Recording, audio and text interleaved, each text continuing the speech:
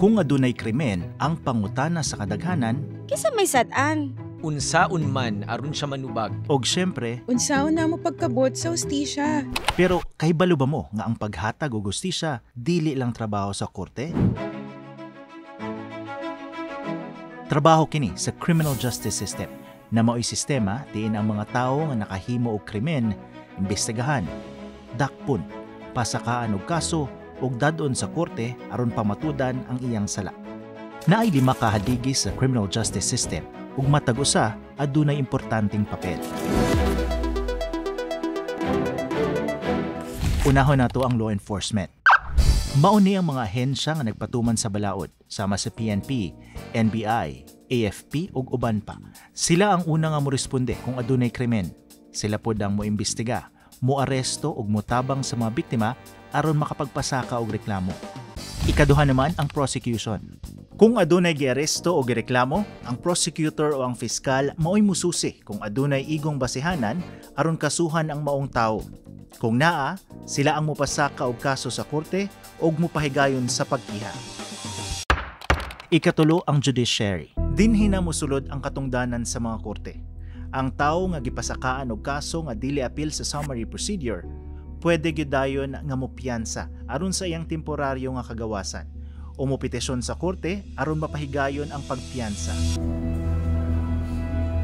Sa hearing sa kaso, dinhi ipagawas ang mga ebidensya o mga testigo o ang husgado ang modesisyon kung sad-an o dili sad-an ang akusado. Kung ang akusado mapamatud-an nga walay sala, mahuman na ang kaso ug pwede na siyang buhian. Kung mapamatud-an siya nga sad-an, pwede siyang sentensyahan o kaha muhimo og ban pang remedyo nga nahiuyon sa atong balaod. Kung ang desisyon mahimo ng pinal, ipahamtang ang silot sama sa community service, multa, pagkapriso o kombinasyon sa mga niini.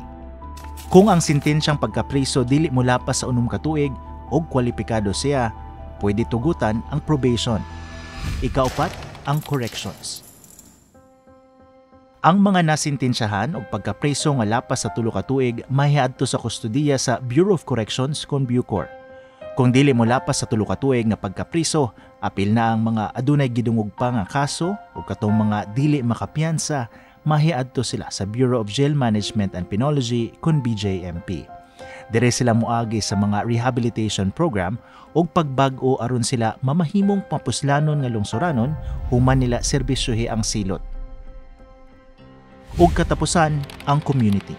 Kini gilangkuban sa nagkalain-laing ahensya sa gobyerno, sama sa barangay, DSWD, mga NGO, simbahan ug uban pa.